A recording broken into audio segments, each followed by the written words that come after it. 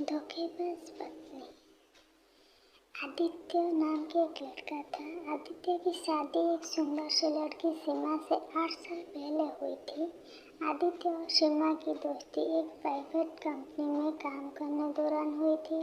उसके बाद प्यार हुई थी। उसके बाद शादी के बाद सीमा नौकरी छोड़ दी और सीमा आदित्य के घर वालों की पसंद नहीं करती थी। आदित्य के ऊपर सीमा ने दबाव डाला कि अलग रहने के लिए, और वो सबकी भलाई के लिए अलग रहने लगे। उसके बाद आदित्य देखा कि सीमा की हाव भाव ठीक नहीं है। उससे हमेशा लगता था कि उसकी पत्नी उसे धोखा दे रही है, क्योंकि उसकी पत्नी के कुछ व्यवहार बहुत ही संदिग्ध था। सीमा हमेशा मोबाइल पर चैटिंग करते समय लगातार हंसती और मुस्कुराती थी। जब भी आदित्य उससे पूछता कि वो किससे मैसेज कर रही है, वो कभी कहती है उसकी सहेली है, कभी कहती है कुछ रिश्तेदार। वो अक्सर देर रात काम से घर पर आती थी और वो आते ही देख रही थी कि उसकी पत्नी सीमा की तो घर के कामकाज पर कोई ध्यान नहीं थी। जबकि आदित्य ने उससे पूछा कि क्या चल रहा है, वो हर बार हंसती थी। वो सिर्फ इतना कहती थी, यह काम के कोई दबाव के कारण है क्या, कुछ और कारण बता देती। एक रात सीमा रात के 10 बजे दूध और कुछ सामान लेने के लिए निकली। आदित्य ये जानने के लिए जागता रहा कि वह कब वापस आती है। सीमा 3 बजे वापस आई और बस इससे ज़्यादा आदित्य बर्दाश्त नहीं कर सकता था। उसने कुछ सबूत हासिल करने के लिए एक डिटेक्टिव को काम पर रखा है। आदित्य अच्छी तरह से जानता था कि बिना किसी सबूत के तलाक के लिए फाइल आगे बढ़ना मूर्खता होगा। जासूस ने अपना काम बखूबी से किया और कुछ ही दिनों में उसने आदित्य को सबूत दिए कि उसकी पत्नी सीमा अपने एक दोस्त के साथ उसे धोखा दे रही है।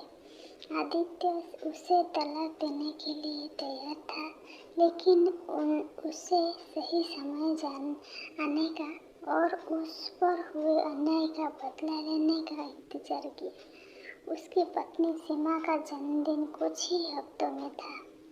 आदित्य ने उससे पूछा कि वो अपने जन्मदिन पर क्या चाहती है। उसने संदीप से कहा कि वो अपने जन्मदिन पर काम करने में व्यस्त होगी। उसने आदित्य से अपने दोस्तों के साथ छुट्टी पर जाने के लिए कहा, क्योंकि वह उस सप्ताह के दौरान बहुत व्यस्त होगी।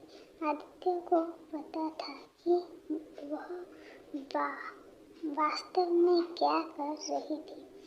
जैसे ही सप्ताह आया, आदित्य एक दोस्त के घर गया और उसने अपनी पत्नी से कहा कि वो अपने दोस्त के साथ टूर पर गया है। आदित्य ने वहाँ से उसकी पत्नी की माँ, बहन, पिता और कुछ दोस्तों को बुलाया। उसने उनसे कहा कि वो उससे जन्मदिन पर उसे एक बड़ा सरप्राइज देना चाहता है।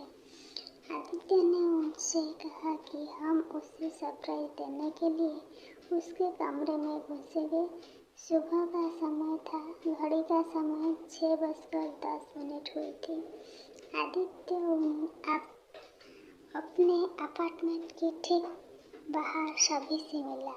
वो सब लिफ्ट में गए। वो अब कुछ मिलाकर 8 से 10 लोग थे। सभी के पास उसके लिए कुछ उपहार थे। किसी को अंदाजा नहीं था कि क्या होने वाला है।